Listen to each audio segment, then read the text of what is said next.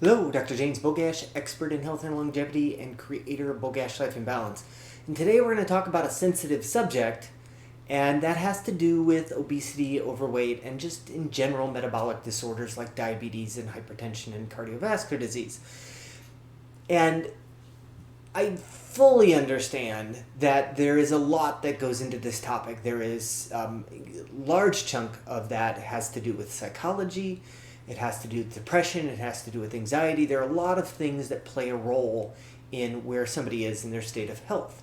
However, one of the things we cannot normalize is that having these conditions, whether it's obesity or high blood pressure or heart disease or diabetes, we still have to accept that there's a price to be paid. We can't normalize obesity and ignore the fact that it plays a large role in cancer or respiratory diseases or heart disease or diabetes.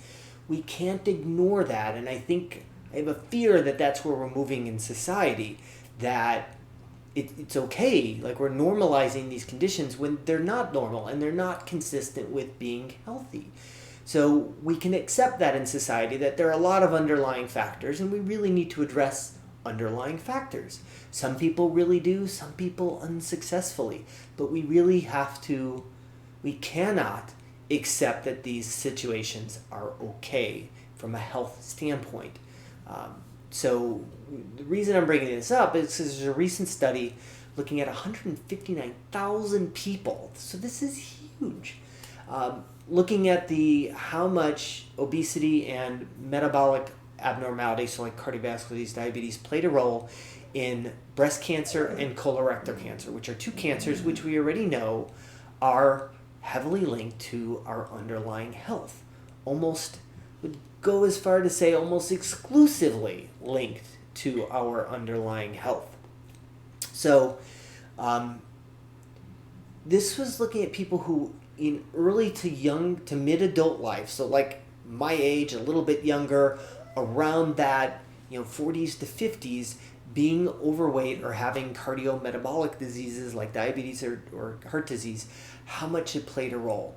And they found that in colorectal cancer, having an elevated body mass index led to a 6% increased risk of dying, not just a diagnosis, of actually dying.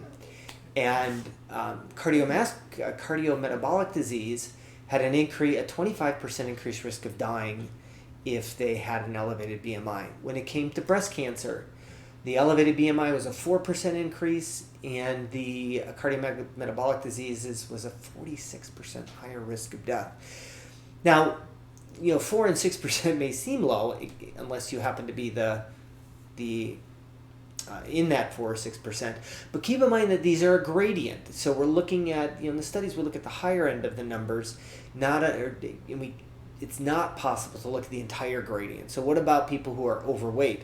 People are normal weight but are metabolically obese, so they have diabetes or they have high cholesterol or high blood pressure.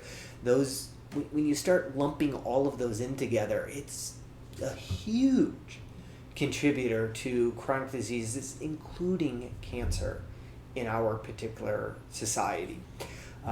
So again, always a dicey topic, but one that needs to be addressed, and we need to not accept that this is the new normal, and always accept that we're always trying to find better answers from our own lifestyle and from education, and looking at making sure we're managing our psychological comorbidities, our depression or anxiety, those things that play a huge role in our overall health.